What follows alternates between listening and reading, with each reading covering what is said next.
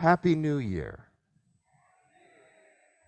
As you will hear throughout the service, I'm a bit under the weather, and my voice is going to be as strong as we need it to be this morning. But I am really glad to be here with all of you, with everyone online this Sunday morning. The person who's not with us this Sunday is our music director, Chris Tackett, who is taking some wonderful time off.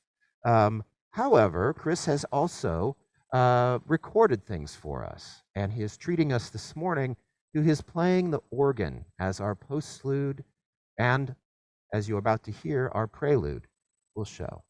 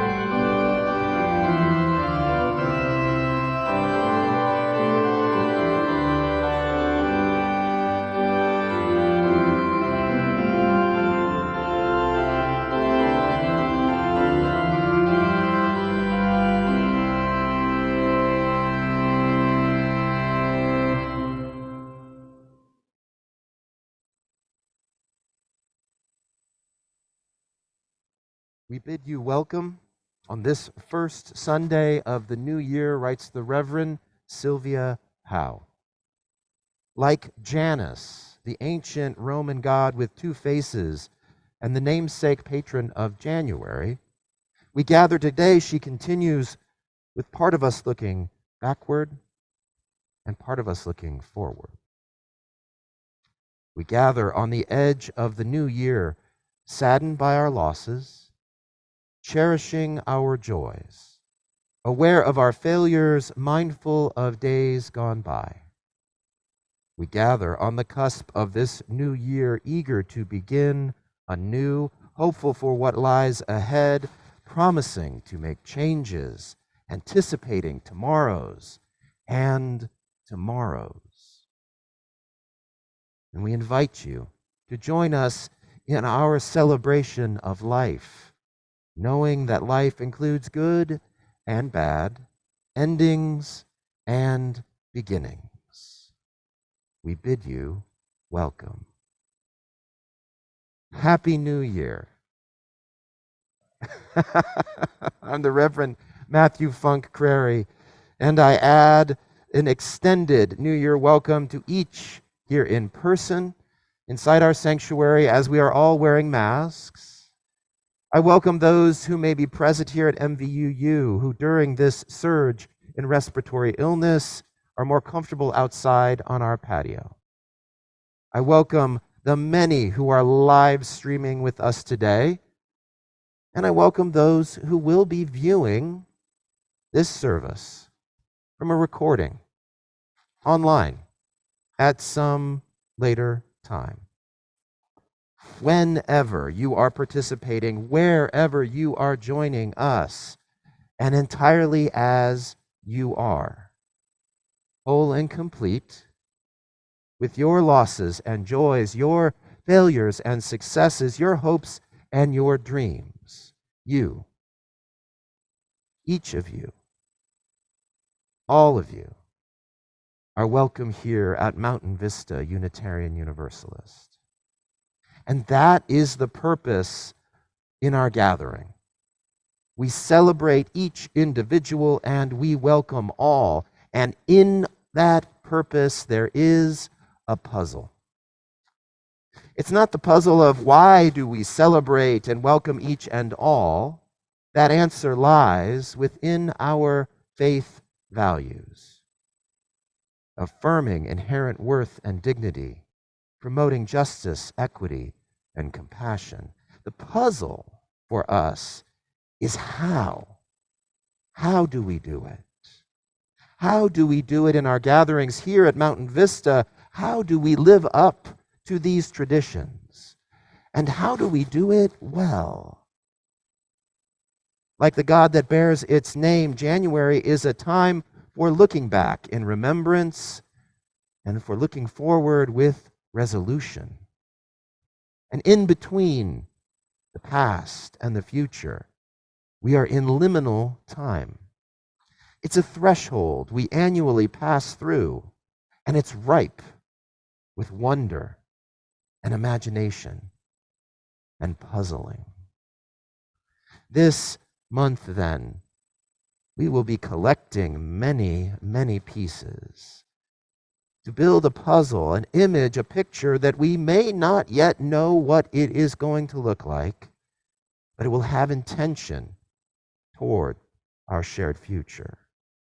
We will puzzle together over how we gather, how we celebrate each, and how we welcome all here in our faith community. Now, all of our congregational gatherings take both time to plan and talent to carry off. And our Sunday mornings are a wonderful example of this. From the welcomers who greeted each of you as you arrived, to our audiovisual team uniting us across many, many platforms, to our service leaders, to our hospitality team who hosts our fellowship after the service. There are anywhere between 10 and 20 individuals who give their time and service to our community so that we can gather. And thank you. Thank you. And there are a few who offer their service but are yet unsung for all they do. And Harvey Balapole is one of those people. Harvey and his husband George have belonged to MVU for several years now. Back in October, Harvey noticed that since July, recordings of our Sunday services were not making it up on our YouTube channel. And so he contacted me. He offered his experience and skills editing our raw materials and uploading them onto YouTube. And I immediately accepted. And so with the help of our music director, Chris Tackett, Harvey started working both on the brand new services we were creating and our back catalog.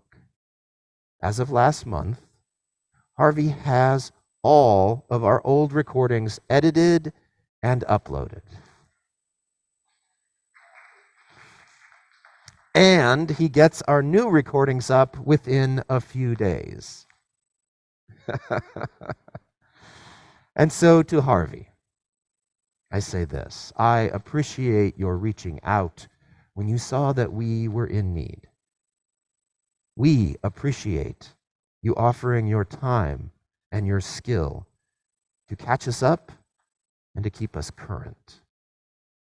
And those of us who use our online recordings to catch up on a Sunday we missed, to share our community with others, or perhaps even to discover Mountain Vista for the first time, thank you, Harvey. Thank you. Your care for our community and your service to our faith is deeply, deeply appreciated.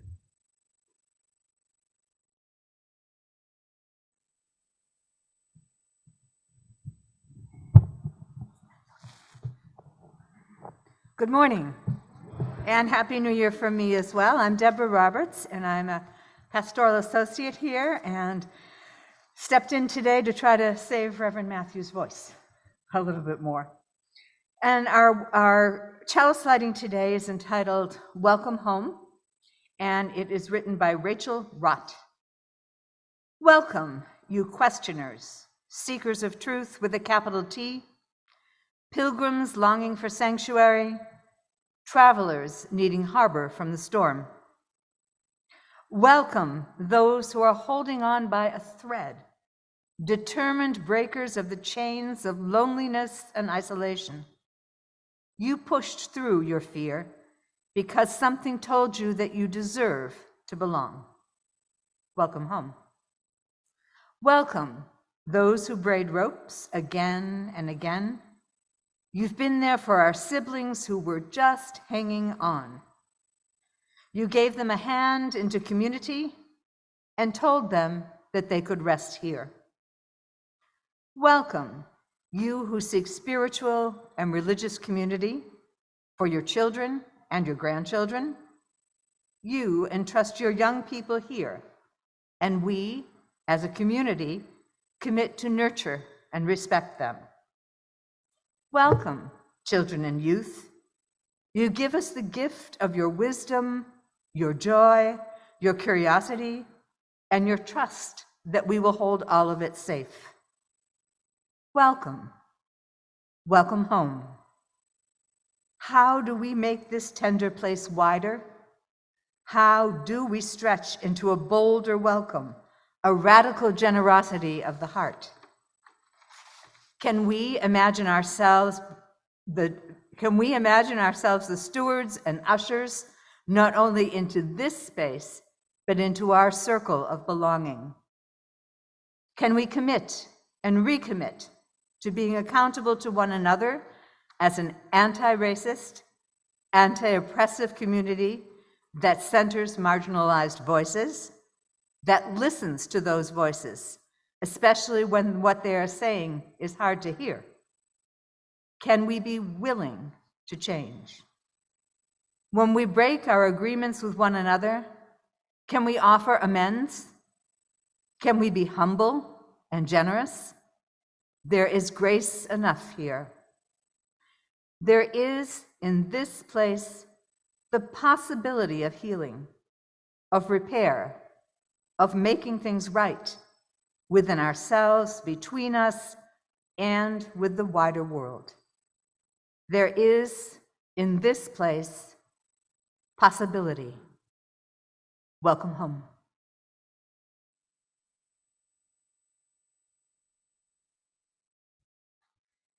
Our opening sacred song, Come, Come, Whoever You Are, is adapted from a poem attributed to the 13th century Sufi poet Maulana Jalaluddin Rumi, or Rumi as he's popularly known.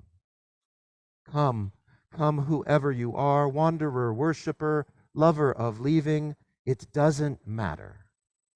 Ours is not a caravan of despair. Come. Even if you have broken your vows 1,000 times, come, yet again, come. For Rumi, a Muslim mystic, this poem envisions a persistent invitation. Come, come.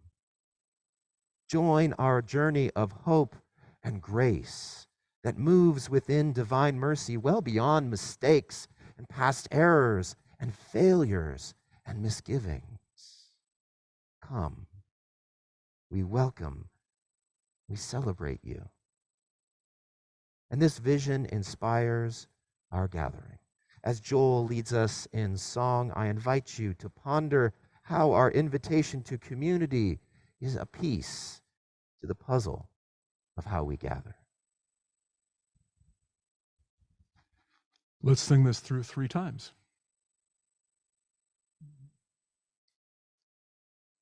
Come, come, whoever you are, wanderer, worshiper, lover of leaving. Ours is no caravan of despair. Come yet again, come, and again. Come, come, whoever you are, wanderer, worshiper, lover of leaving. Ours is no caravan of despair. Come yet again, come. Come, come, whoever you are, wanderer, worshiper, lover of leaving. Ours is no caravan of despair. Come yet again, come. I invite you now to a time of contemplation, of considering and pondering ingathering. Ingathering is our annual Unitarian Universalist tradition to gather as a congregation and reaffirm our values. It is often accompanied by the ritual of water communion, the pouring of water into a common vessel, as a symbol of our pouring ourselves back into our faith community. And it is usually observed on a single Sunday in September. And so why the switch? Why have ingathering be in January for a month long? And when are we doing the water communion? I learned about ingathering from Unitarian Universalist congregations in Massachusetts. The tradition was established there some generations back as a congregation returned after a summer break. In those Unitarian Universalist communities, I have to say it was not immediately clear what ingathering was about. And it certainly never felt like it was for me. The water communion was central, but most often focused on the names and descriptions of where people had traveled on vacation. Beautiful, exotic locations where individuals had collected water and brought it home to share it. And while impressive, to have drops from the Danube or the Yangtze or from the Indian Ocean or those far distant bodies of water from across the globe present and poured out. It felt like the ritual was practiced as an individual expression and not about the community we share. It wasn't until I read Reverend Marta I. Valentine's meditation, Ingathering, that the observance of ingathering became meaningful to me. She writes, "We come to gather strength from each other. We come to give strength to each other. We come to ask for strength from the Spirit of all that is and is not.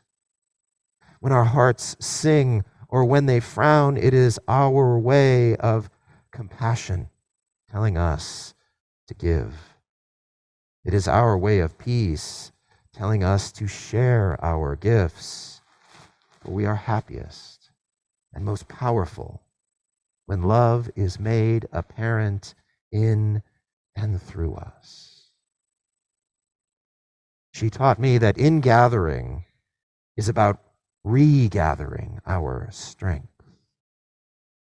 Think of that.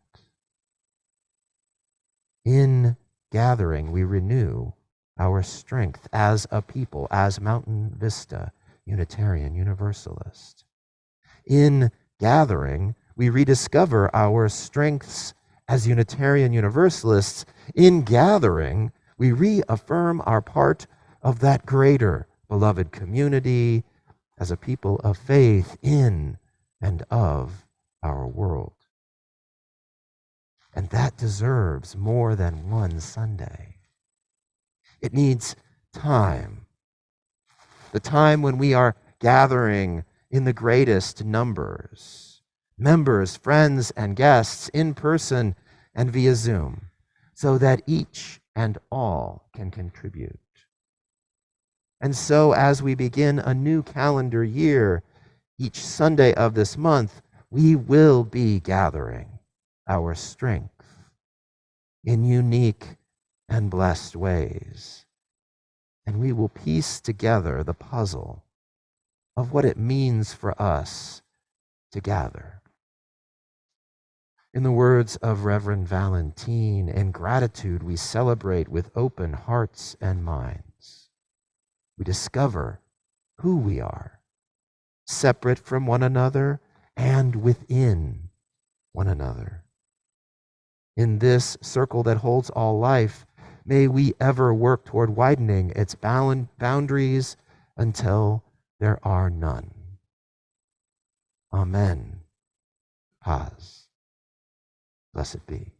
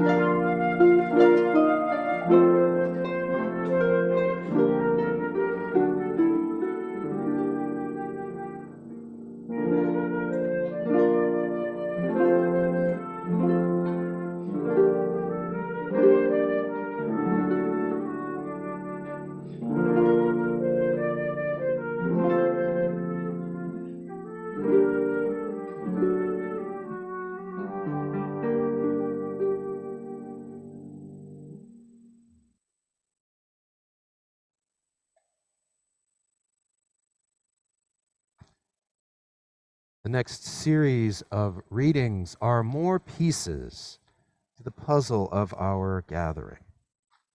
I've chosen them from the many Unitarian Universalist voices that speak about our faith and our world because I find them challenging and inspiring and motivating. Challenging when they remind me I am not as welcoming as I thought I was. Inspiring as they invite me to hear my feelings.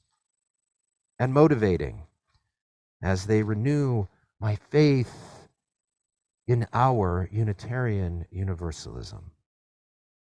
I invite you to hear them not because they are necessarily your voice, but they are pieces, like you are a piece to the puzzle of our collective truth of how we gather. Who is Welcome by the Reverend Kristen Harper. Everybody wants a seat at the table.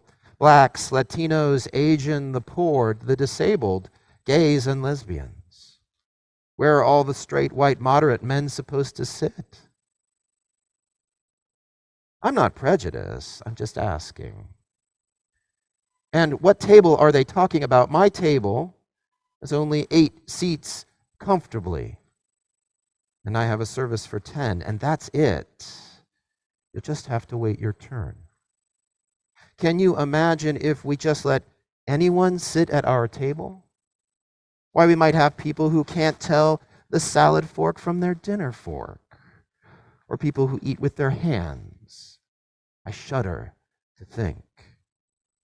Now, anyone is welcome at my table in my home as long as you don't have grease stains on your clothes and have washed your hands before you touch my silverware.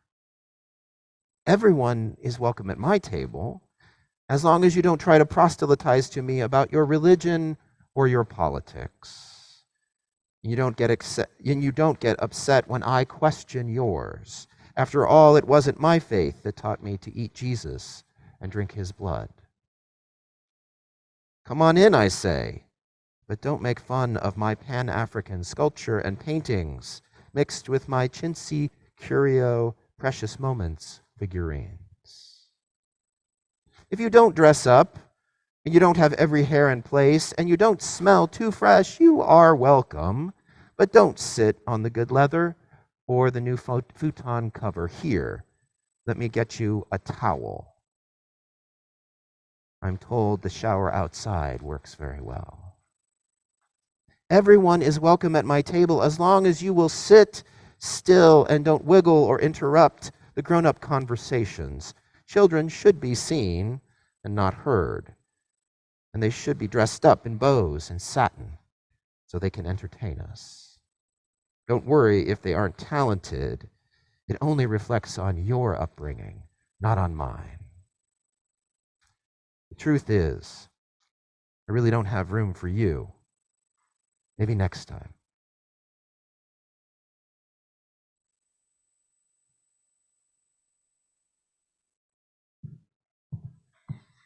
This reading is entitled, All That We Do Not Know, and it's written by the Reverend Susan Sahusky Brown.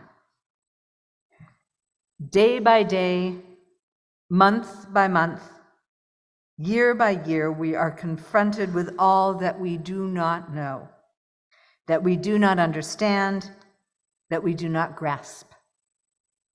Sometimes we are humbled by this knowledge and say, God, it is too wonderful for me to comprehend, but I know this universe is more grand and more beautiful than I ever could have imagined.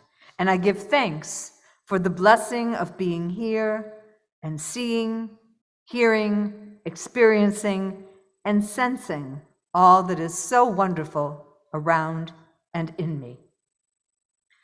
Sometimes we are saddened by this knowledge and say, O merciful Spirit, we need to have the burden of hurt and suffering removed from us. Grant us the courage, the wisdom, and fortitude to bear the pain of living.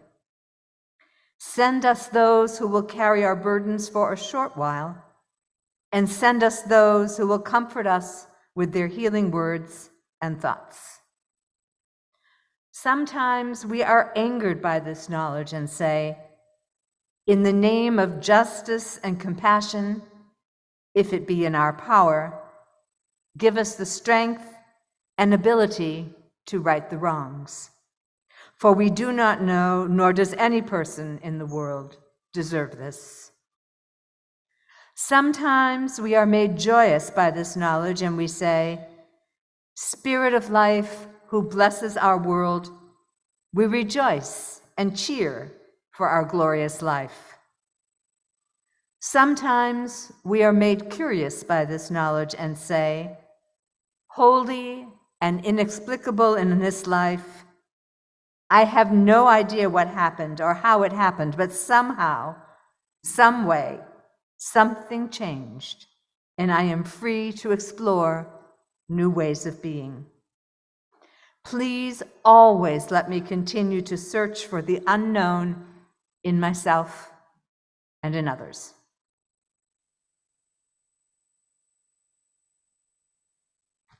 Radical Hospitality by the Reverend Bruce Marshall. Let me suggest an image, a table, a long table where people gather to eat. It doesn't have to be fancy with expensive china and chandeliers hanging from above.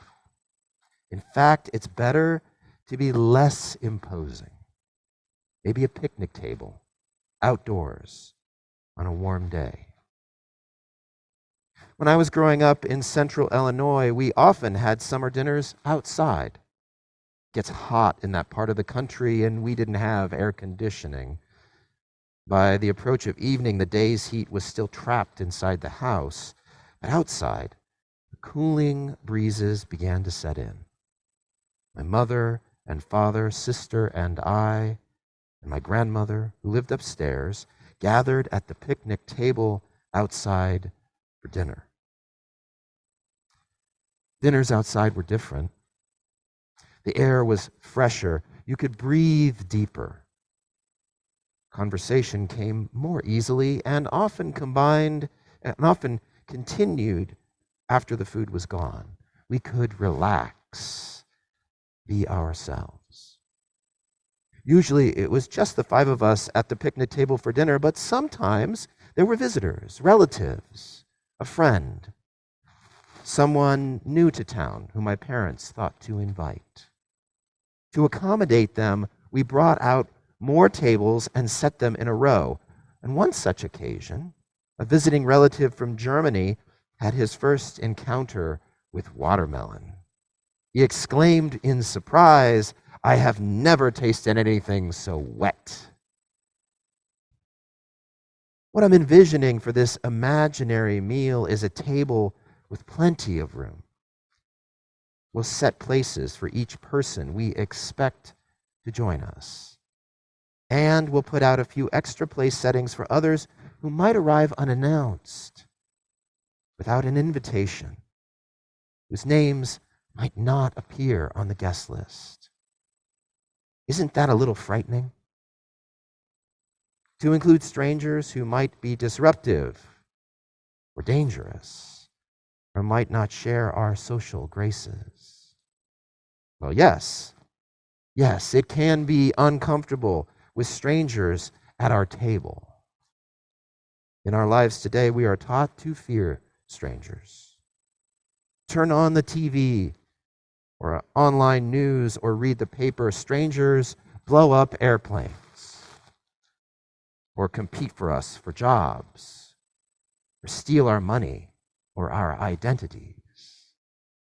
We devote considerable energy to protecting ourselves from those who aren't like us. So here we're welcoming them to our table. But this is radical hospitality, hospitality that returns us to our roots, And the roots of hospitality involve not just inviting family and friends, not just those who share our outlook and values, but also strangers, outcasts. Now, there's a Christian story where Jesus was accused of inviting people from the margins to his table, sinners and tax collectors, and those who would normally not be welcome at a dinner party. In radical hospitality, we greet the stranger. We invite them into our lives, even though it can be uncomfortable.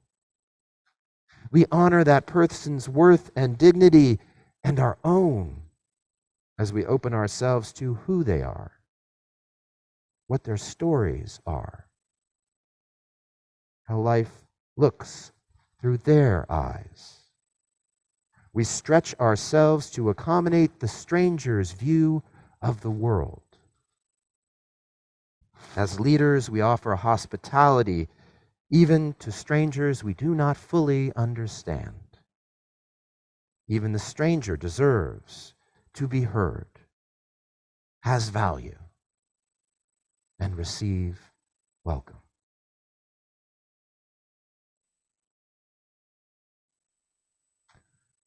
Words and words and words and words are just pieces to the puzzle, and if they are, so is silence. Let us offer one another silence, brief though it may be, in the midst of community and the sounds of rain on the roof and children playing nearby, sounds in your home. It's not the stillness of silence that we are listening for. It is the silence and peace in your own heart.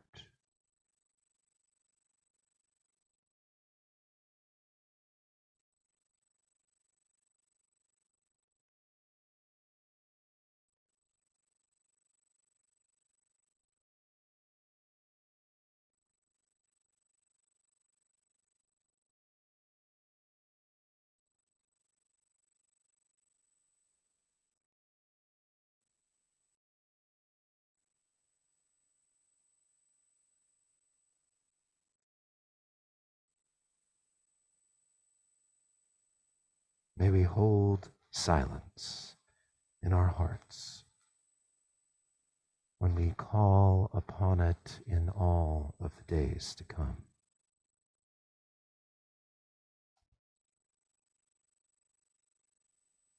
Each year during the holidays, my family makes a puzzle together.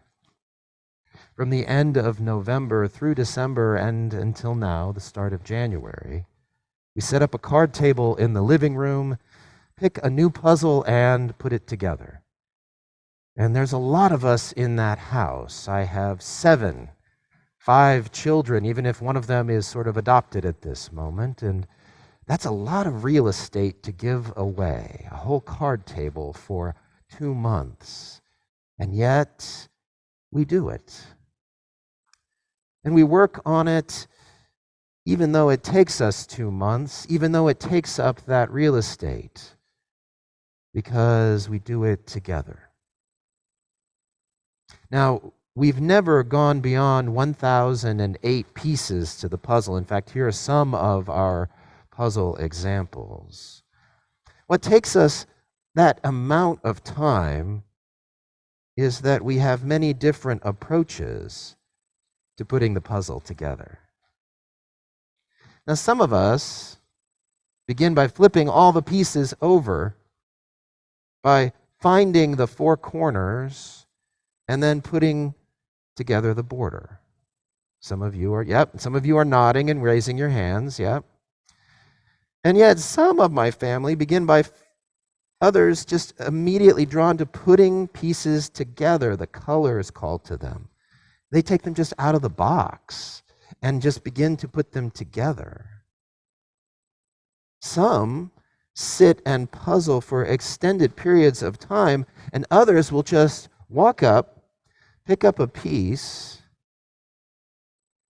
put it into place, and be satisfied.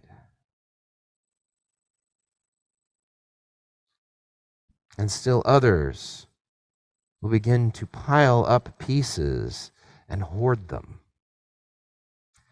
stacking them so that you can't see what they've got, and then have the audacity to just leave the pile there for others to come along and sort them out, spread the pieces out once again, and begin to fit them into the right places. It takes 7 of us 2 months to put together a puzzle, to find the whole picture, because we come at it differently. And yet, without one another and without our individual approaches, some cooperative, some less so, we would never finish it. Only together can we come to see the whole picture clearly. Throughout the next month, we will be making a puzzle. We will be taking the time to piece together a puzzle of our gathering, literally and figuratively. Literally. This is a puzzle. It's an image of our church. And we will be disseminating pieces, sharing them with members and with friends, and yes, with guests, as we begin to put together a picture that we already know what it looks like. And figuratively, in the Sundays of this month, we will have speakers beginning to talk about what it means for us to gather as a covenanted community, about the individuals who inspire us to be a people of faith, about groups that are active in our church and in the world bringing about justice. We'll have a guest who will come from our Baja 4 and share what it means to be radically Unitarian Universalist, deeply rooted in our faith. And more than just Sundays, we have fundraisers that we'll learn about in just a moment. We have meetings and gatherings, a congregational gathering on the 22nd. And in all of these ways, these meetings and events and gatherings, we will be piecing together where our strength lies. You see, the pieces of the puzzle, the literal puzzle, are required to make the picture. But I'll tell you, by the time that we're done, there's going to be some missing pieces. It's going to be incomplete. And that's because we are not as welcoming as we hope to be. And that's okay. Because we're going to learn what that welcoming is about. We're going to learn what our gathering is, not what we aspire and hope it is, but the picture of it today. And I can't make that picture alone. I just have one piece. But each of you, and all of us will begin to puzzle together who we are, how we welcome each, and how we celebrate all. And that's why it's a whole month. It's a month of in-gathering, of gathering once again, affirming our values, finding ourselves rooted deeply in who we are, learning and looking at where we have growing edges, and then resolving to become the community and the faith and the people that we need to be, that our community needs us to be. This month, we puzzle in many ways so that we can know who we are and why we gather.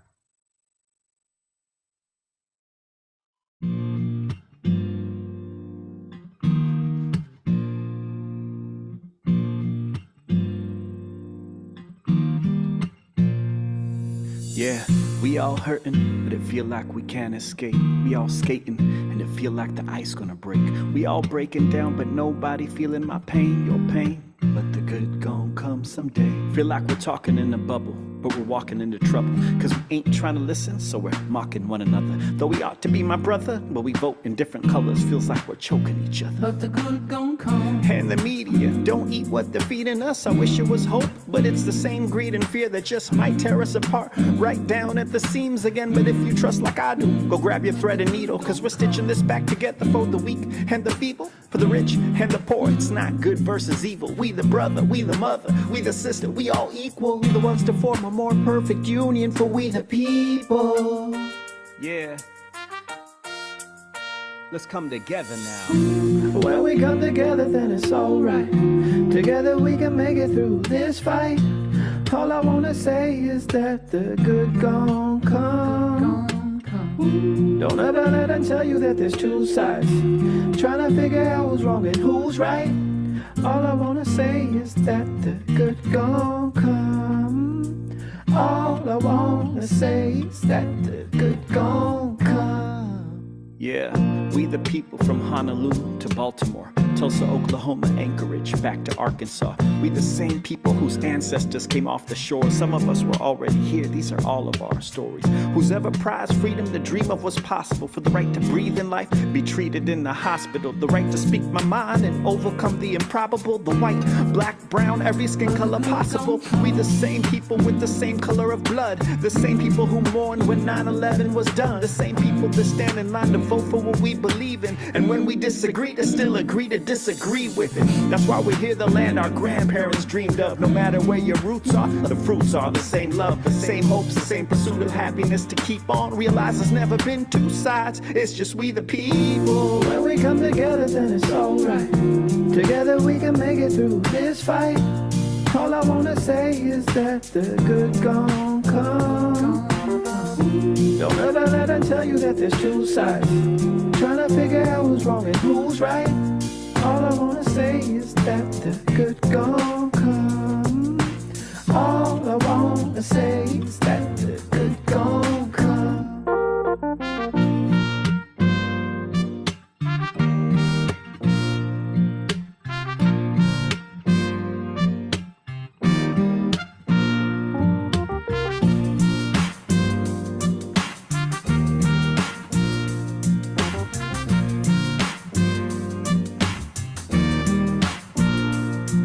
Yeah, realize there's no enemy lines. And every time we listen, we build heavenly ties. And every time we pray, we're changing the environment. It used to be hate, now I'm breaking down smiling. Don't ever let them tell you different, cause that's my ego saying you can't make a difference. Cause only we know that if we learn to love and listen, we can see no other way to break it down than we the people. When we come together, then it's alright.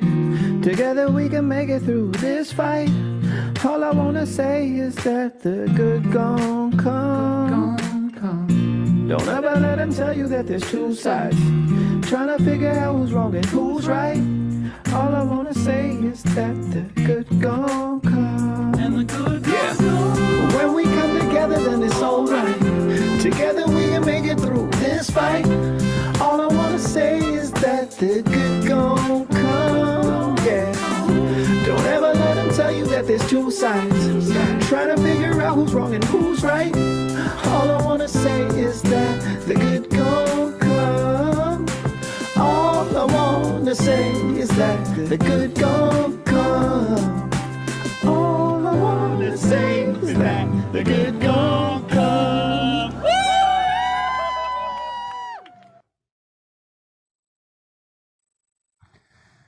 There is so much happening this month. I hope I have the voice to share it all. When you leave and go into our Oasis room, we have our woven and wooden basket and wooden bowl. Our basket is our offering that we share with a community, a group, an organization doing the work we would see done in the world. And this month we are sharing that with Contigo. Contigo, a group that is a part of our congregation, but also much bigger than our congregation, that assists those seeking asylum here in Tucson to reaffirm their dignity and begin their life in the United States. The wooden bowl is for Mountain Vista, for us and the work that we do that you would see done in the world, and any offering that you give to either basket or bowl will be gratefully received. On the 22nd, we have a great deal of things going on. We have a new member celebration. And if you would like to be a part of that celebration, please talk with me or Tom Bunch so that we can include you in that. We also have a congregational meeting that day, a time that you will be hearing where we are at halfway through our year.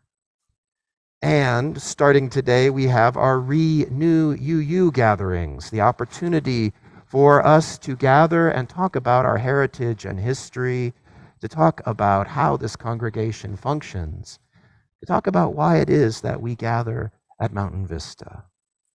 I'll be leading the first one today in the Mesquite Room following the service by about 15 minutes. Join me if you're interested in our history and heritage. And we have Mesquite Madness.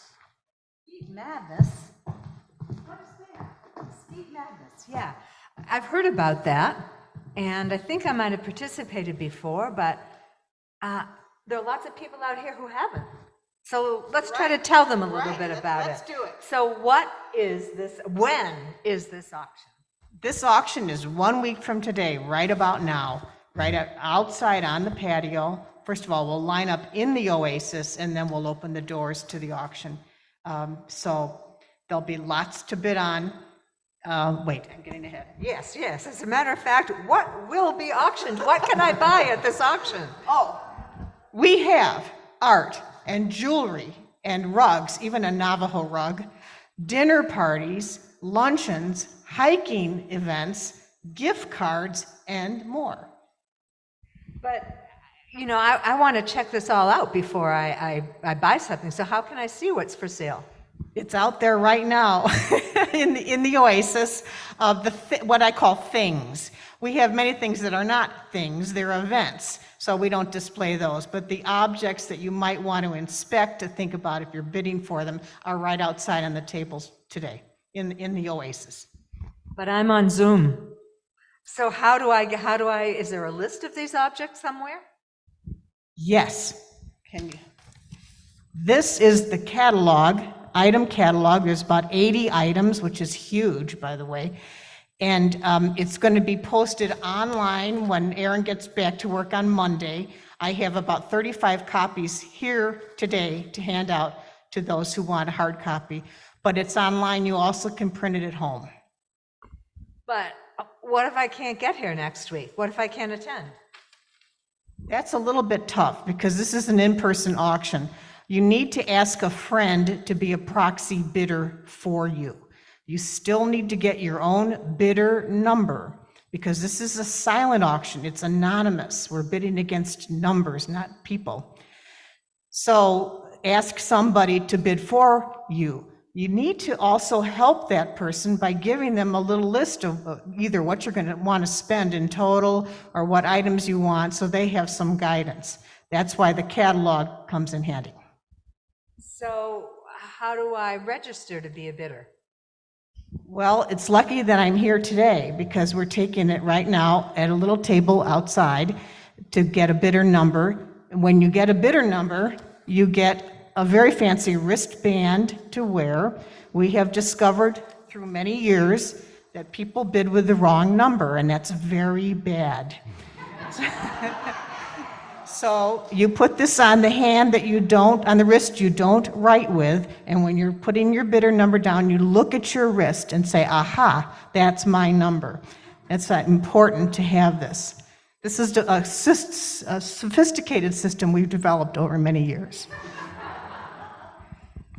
And do I bring my life savings to this auction? Absolutely not. You can spend it, but we won't collect it that day. We will not take any money. We cannot. You will get, after we assess who won, because it's a blind bidding kind of system and there's competition, you may or may not win the things you bid for. So during the week, we assess who's won what, and we print out bidder statements of all the things that you won, and you get that in an email or hard copy at church the next week. Then you can go online to mvuu.org in the donations, I think a donations tab, and it'll be set up to pay for Mesquite Madness items. Or just write a check and get it to us or to the office. Either way, we'll log it in, but nobody pays that day. It's too complicated. So I think this event is important to the church in many ways. It is one of our major fundraising endeavors. It's almost the only one.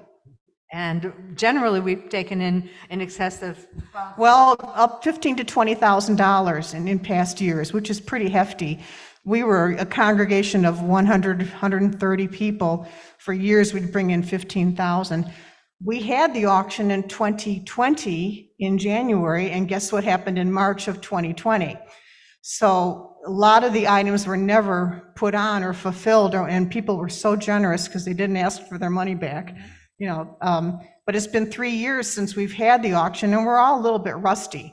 And of course, we welcome all the new people because this is, wonderful. and I think personally, having participated in many of the events that have been auctioned off, that it's important because it brings people together. You may get to go to a dinner at somebody's house with others that you haven't met from our church, or you may go on a hike and meet some, get acquainted with other people that way too.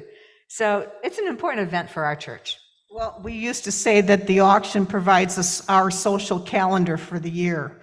I mean, there's so many things you would sign up for, and it's a wonderful way to meet all kinds of new people. Thank you, Jane. And I just,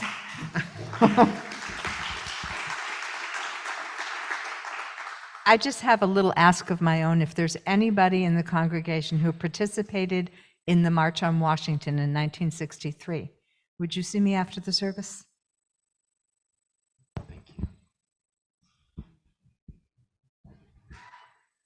And once again, we will be treated to our music director, Chris Tackett, playing the organ for our postlude.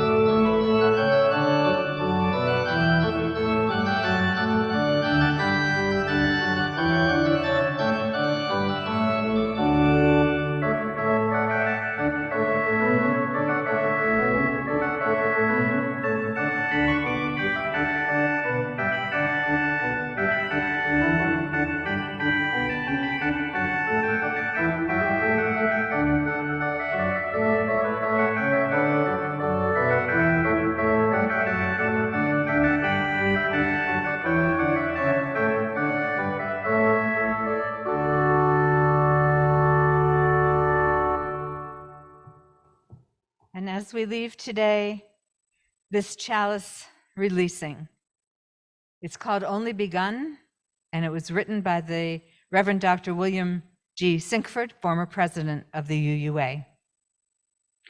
Spirit of life and love, dear God of all nations, there is so much work to do. We have only begun to imagine justice and mercy.